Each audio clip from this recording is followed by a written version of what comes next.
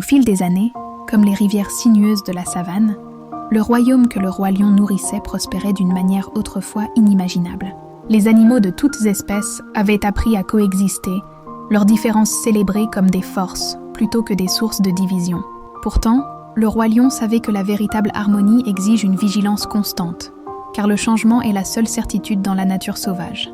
Un matin, le paisible royaume s'éveilla dans un étrange silence. Le grand ciel était peint d'un voile épais et sombre qui bloquait la lumière nourrissante du soleil. Les feux des terres lointaines avaient envoyé leur fumée ondulée à l'horizon, et l'air devint rude et fragile.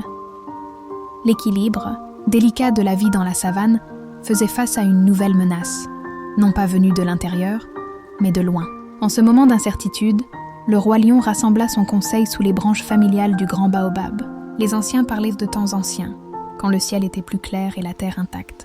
Pourtant, le regard du roi lion se fixait vers l'avenir, ses yeux pleins de détermination. « Cette fumée menace non seulement notre souffle, mais l'esprit de notre foyer, dit-il doucement.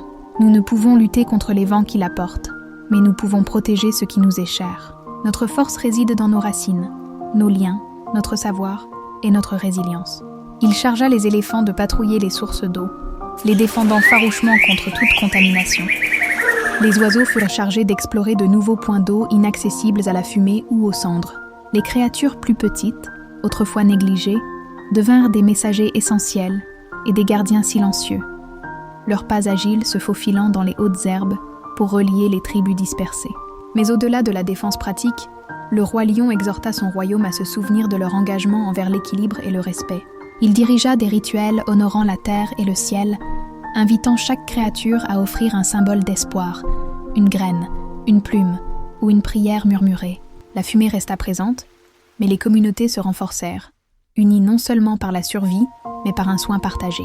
Les animaux adaptèrent leur routine, bougeant avec précaution et se soutenant mutuellement où l'air était le plus lourd.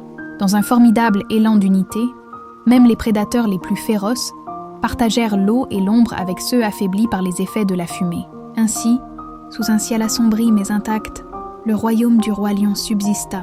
Son esprit vif et compatissant les guida à travers une nouvelle épreuve. La savane murmura son héritage. Non pas un roi qui plie la nature à sa volonté, mais un roi qui marche avec elle, qui écoute et s'adapte, qui gouverne avec une sagesse intemporelle. L'histoire du roi lion continue d'inspirer tous ceux qui l'entendent. Témoignage vivant que le véritable leadership ne se mesure pas à la force du rugissement, mais à la profondeur de la compréhension du monde et à la douceur du gardiennage.